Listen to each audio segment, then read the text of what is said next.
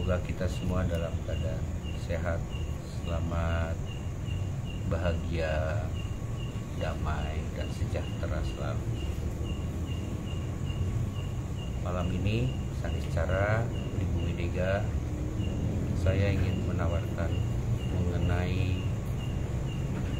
masih mengenai karma yang terkait dengan kehidupan kita. Karena tidak ada satupun manusia yang bisa terbebas dari karma. Karma adalah bawaan dari sejak kita lahir. Jadi kelahiran yang tidak diinginkan oleh kita ini ternyata merupakan satu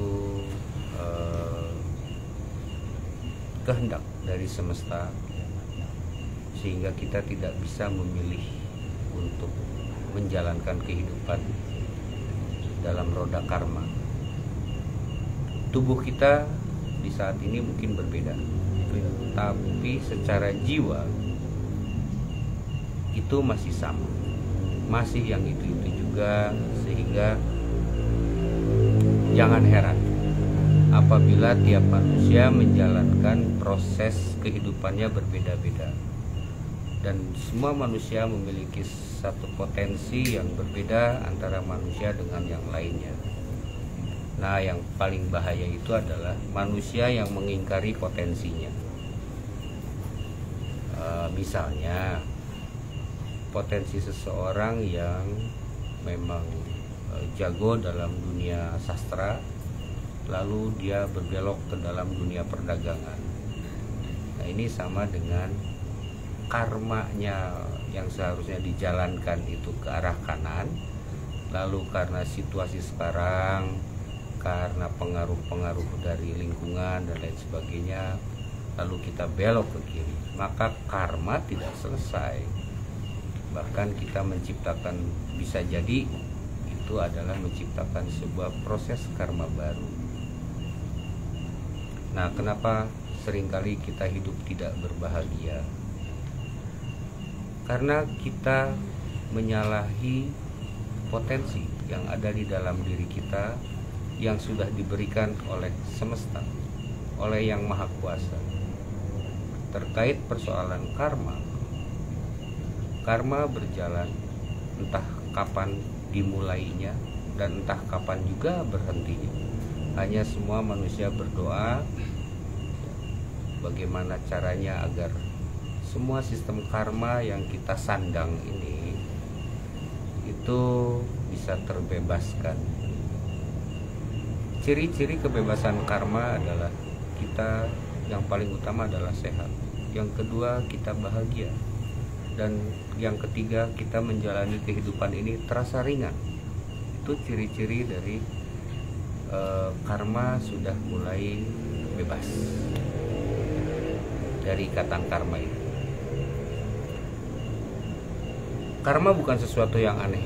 Ini bahasa kita, bahasa bangsa kita, bahasa leluhur kita yang sudah ada jauh sebelum adanya agama-agama. Jadi jangan terlalu dikaitkan persoalan karma dengan agama.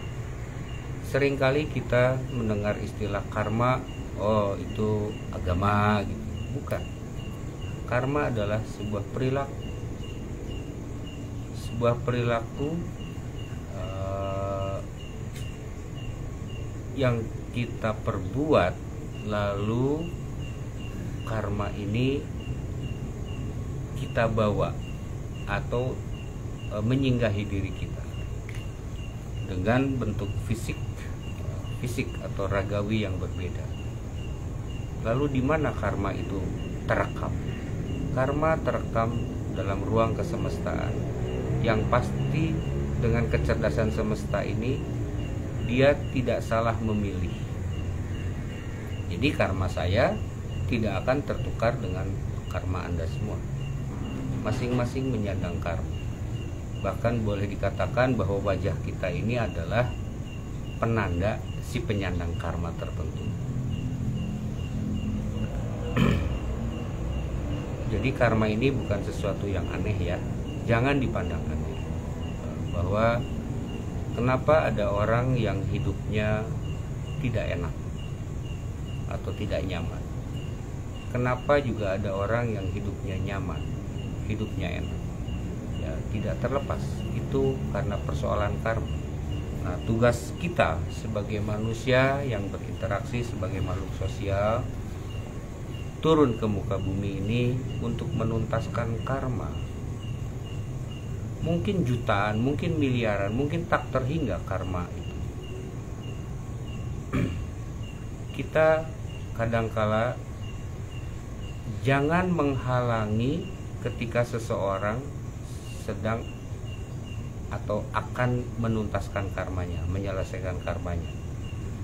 Tapi ada kalanya juga kita perlu membantu orang lain ya, atau membantu seseorang dalam menyelesaikan karmanya.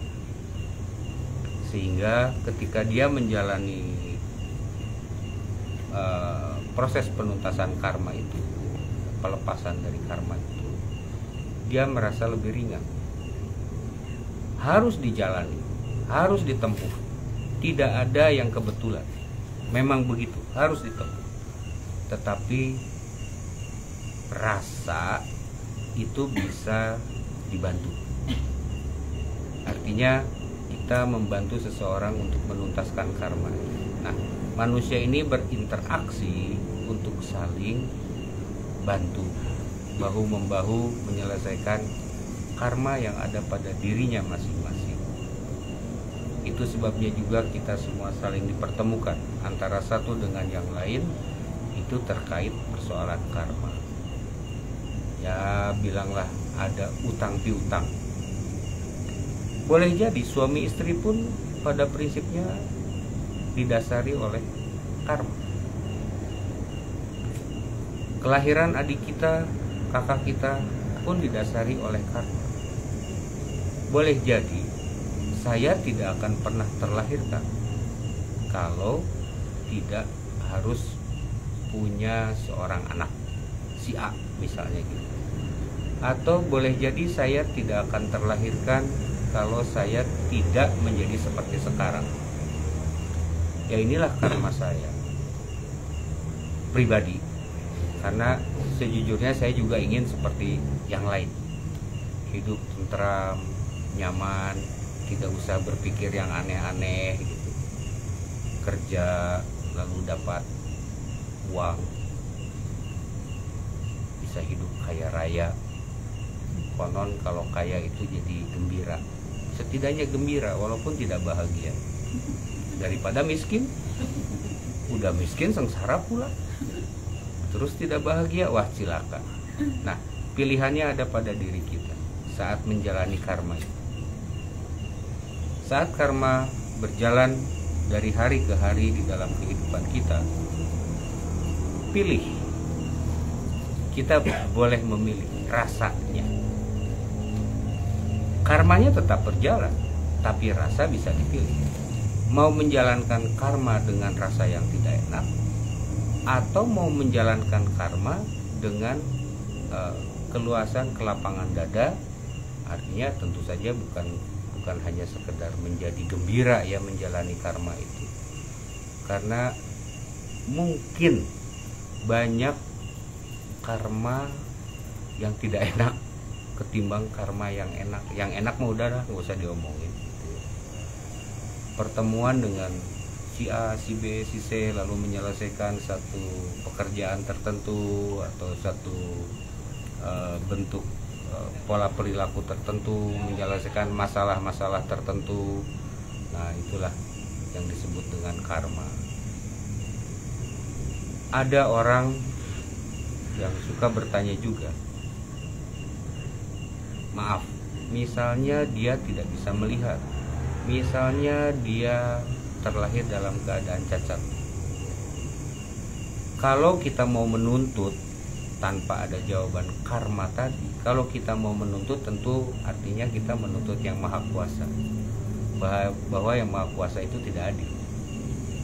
Tapi ada jawaban yang tidak menyalahkan yang maha kuasa. Jawabannya adalah karma. Itulah karma yang harus dia sandang, karena dia pernah melakukan sesuatu di masa lalu.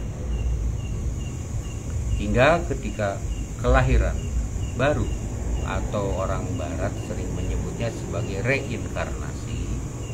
Kalau reinkarnasi itu hanya kelahirannya, tapi kalau karma adalah value-nya, nilai dari kelahirannya, nilai dari reinkarnasinya. Itu yang disebut sebagai karma. Jadi bedakan antara karma dan reinkarnasi. Tidak usah dibikin bingung. Harusnya kita merasa tidak aneh dengan kehidupan kita pribadi kalau kita menyadari tentang nilai-nilai karma yang ada pada diri kita. Bukankah kita tidak pernah ingin dilahirkan menjadi laki-laki atau perempuan? Kita tidak pernah minta dilahirkan di negeri ini. Kita tidak pernah minta dilahirkan dari ibu bapak yang itu. Pun kita tidak pernah meminta karma apa yang harus kita lakonkan. Artinya jiwa inilah yang bekerja. Jadi yang sederhana sajalah, jangan yang terlalu rumit. Ada jiwa, ada raga gitu. Nah, raga itu hanya sebuah baju. Raga hanya sebuah kemasan yang membungkus jiwa. Jiwa inilah yang membawa rekaman-rekaman data karma. Dan itu tidak akan tertukar. Semesta dengan segala kecerdasan yang luar biasa, melampaui apapun, mungkin tidak akan bisa terbayangkan kecerdasan semesta itu. Mau bukti? Bagaimana matahari bisa nangkring di situ? Nggak ada talinya, panas pula. Lalu bagaimana bintang-bintang di langit itu begitu banyak, ada yang tabrakan, ada yang tidak tabrakan, dan masing-masing berfungsi dan bekerja sesuai dengan hukum karma. Kenapa dia bisa menjadi matahari? Karena secara karma dia pernah mengalami menjadi matahari. Kenapa ada yang menjadi anjing? Karena dia pernah mengalami menjadi anjing. Kenapa menjadi pohon? Karena dia pernah mengalami menjadi pohon. Demikian juga dengan kita. Saya tidak tahu dan tidak bisa memastikan apakah kita beruntung menjadi manusia. Mungkin ini akan jadi pertanyaan buat kita semua, menjadi perenungan buat kita semua. Karena tidak ada sebuah bimbingan untuk binatang, untuk tumbuhan. Bimbingan-bimbingan mengenai bagaimana proses berkehidupan ini hanya ada pada manusia. Sebagai manusia, ada kata kunci yang luar biasa, yaitu welas asih. Manusia yang tingkat kesadarannya sudah sangat tinggi, welas asih itu tidak berbatas pada manusia saja, tidak. Bukan hanya kepada yang terlihat seperti binatang, pohon, batu, tanah, dan lain sebagainya, tidak. Tapi welas asih ini disebarluaskan melalui gelombang kemurnian, kesucian, gelombang kebahagiaan, kedamaian. Itu dikirimkan untuk apapun, siapapun, dan dimanapun. Bayangkan, kasihan dedemit, kasihan tuyul. Siapa yang mau hidup jadi tuyul? Bagaimana kalau tuyul salesma? Siapa dokternya? Bagaimana kalau kuntilanak masuk angin? Siapa yang mau ngerok? Kan nggak ada puskesmas kuntilanak. Nah, kitalah sebagai manusia yang mengirimkan itu semua. Jadi mereka senyatanya bukan musuh. Hanya entah bagaimana selalu dipropaganda bahwa mereka adalah makhluk-makhluk dalam dimensi lain. Padahal tidak ada dimensi yang lain-lain selain ruang kesemestaan ini. itu dipropaganda sedemikian rupa sehingga mungkin juga karena bentuknya kurang menarik ya. Padahal apa bedanya dengan binatang? Lalu itu kita memusuhi, lalu kita mencoba mengusir. Mereka makhluk energi. Nah, sebagai manusia yang punya rasa welas asih dengan tingkat kesadaran tertinggi, mereka akan membagi cinta kasih itu bukan hanya kepada manusia, bukan hanya kepada golongan manusia atau bangsa manusia saja, tidak. Semua, karena semua adalah hasil daya cipta dari Yang Maha Kuasa. Pada saat kita membenci,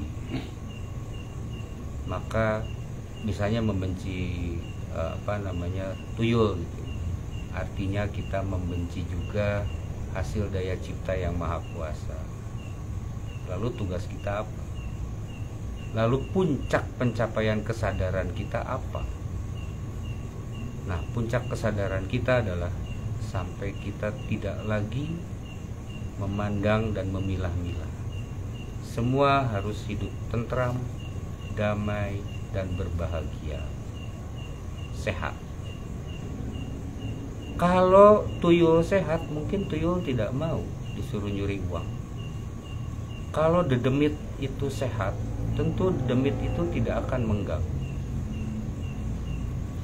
Nah, dan ingat, itu bukan setan ya, bukan setan. Setan itu adalah kita semua. Pikiran-pikiran buruk, pikiran-pikiran jahat yang ada pada diri kita, yang diakibatkan oleh cara berpikir dan terjadinya perubahan kimia tubuh yang didorong oleh hasrat negatif, itulah setan. Jadi jangan nyari setan di luar, cari setan di dalam diri pribadi. Semua manusia punya setan. Saya juga setan, makanya saya nyetanin Anda semua. Nah, kalau siluman, dedemit, setan bukan? Bukan. Itu makhluk yang berbeda bentuknya dengan kita. Mereka punya watak, punya karakter, ya seperti itu. Kan rada aneh juga kalau seandainya ada manusia lalu karakternya seperti ayam, makan seperti ayam, berkokok, terus hidupnya di kandang ayam, kan aneh. Manusia ya hidup seperti itu dengan segala ciri khas. Jadi semua makhluk memiliki perwatak, memiliki ciri khasnya masing-masing. Nah, kesombongan manusia akibat dipropaganda bahwa manusia adalah makhluk yang paling sempurna, yang sempurnanya itu yang mana, yang bagaimana? Tanyakan dulu pada diri sendiri, pelajari dulu yang betul, sehingga kita tahu, oh yang sempurna itu yang ini. Bagi saya pribadi, manusia yang sempurna, manusia paripurna adalah manusia yang mampu membangun kesadaran hingga mencapai tingkat pencerahan. Pencerahan yang dimaksud apa? Pencerahan yang dimaksud adalah dia sudah tidak ada batasnya lagi antara dirinya dengan ruang kehidupan di dalam kesemestaan. Ini kalau kita pun Anda semua percaya bahwa ini semua adalah hasil mahakarya dari Hyang Agung, dari Sang Maha Pencipta, tanpa memilah-milah, tanpa memilih-milih, tanpa kebencian. Tidak ada kebencian. Jika ada kebencian pada dia atau pada semesta ini atau pada Tuhan, bilanglah, berarti Tuhan itu terkena hukum kausalitas. Tuhan terkena hukum sebab akibat. Berarti apa bedanya dengan kita? Apa bedanya dengan benda-benda yang lain? Dia bebas dari segala hukum. dia bebas dari hukum sebab akibat. Yang terkena hukum sebab akibat adalah segala sesuatu yang menghuni di ruang kesemestaan. Semua makhluk menjaga kesadaran dan mencoba tetap menstabilkan kesadaran, menyelaraskan kesadaran. Nah, celakanya manusia inilah yang banyak ulah hingga kesadarannya naik turun. Jarang kok ada orang yang mampu mempertahankan kesadarannya terus sampai enggak. Terlalu banyak masalah yang dihadapi oleh manusia hingga satu saat dia kesadarannya turun. Ya semoga tidak nyungsep. Turun, lalu kesadarannya naik lagi, turun lagi, naik lagi. Wajar, itu wajar. Tapi intinya tidak ada kesadaran yang bisa tumbuh menjadi dewasa, berkembang, dan punya jiwa yang tangguh kalau dia tidak ditempa. Kesadaran akan semakin luas, semakin membesar hingga mencapai tingkat kebijaksanaan, mencapai sebuah enlightenment, pencerahan. Nah, coba dipertanyakan, pencerahan itu apa sih sebetulnya? Saya tidak ingin menjelaskan dalam hal ini, tapi cobalah mengkaji kepada diri sendiri, mau belajar mencari apa yang dimaksud dengan pencerahan. Kenapa semua orang-orang yang disucikan oleh manusia dianggap sudah mencapai titik pencerahan? Apa itu pencerahan yang dimaksud? Ya, yang kedua adalah bahwa kita sebagai manusia tidak terlepas dari persoalan karma. Dan saat pencerahan dengan tingkat kesadaran yang tertinggi, maka karma itu dapat kita lihat, tanda petik ya, dan kita tidak akan merasa aneh dengan segala kejadian terhadap diri kita, terhadap diri pribadi, karena itu semua adalah karma yang kita bawa dari masa lalu ke masa kini. Bagaimana menuntaskan karma itu?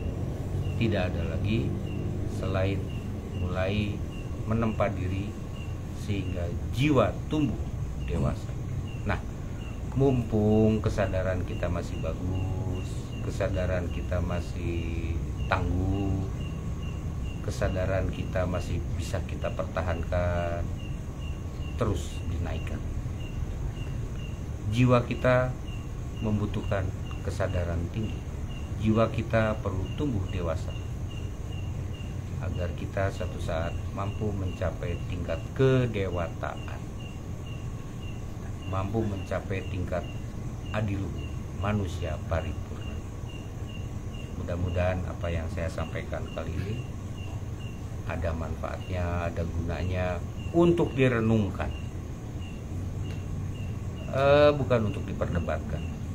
Perdebatan itu hanya sebuah sesuatu yang bersifat ada rasa ingin menang, ada rasa ingin benar, padahal belum tentu, karena tidak ada kebenaran mutlak dan tidak ada kemenangan mutlak. Ayo kita mulai menyadari diri kita sendiri, berawal dari diri sendiri, lalu kita jangan terjebak di dalam kesadaran individu.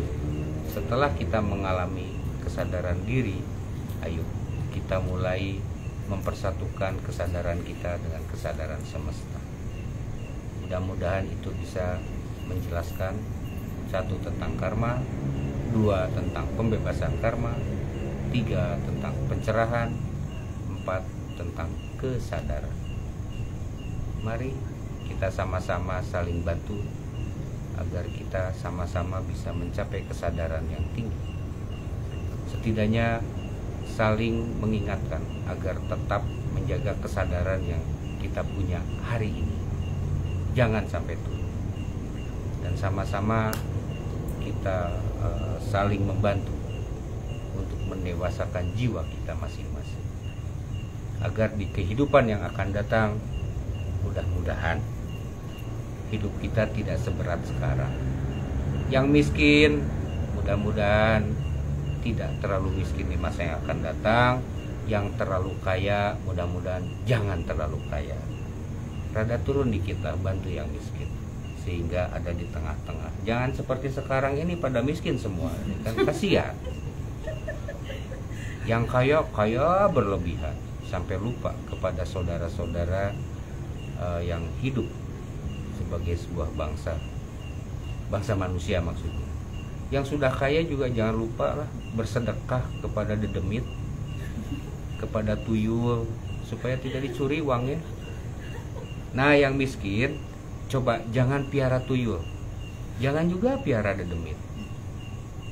Justru berikanlah cinta kasih kita kepada mereka, karena kita adalah makhluk yang memiliki kesadaran yang tinggi. Kita adalah makhluk yang memiliki jiwa yang agung. Demikian, semoga berguna untuk menjadi bahan perenungan kita semua. Hormat dari saya, Tabepun Rahayu. Rahayu, Rahayu.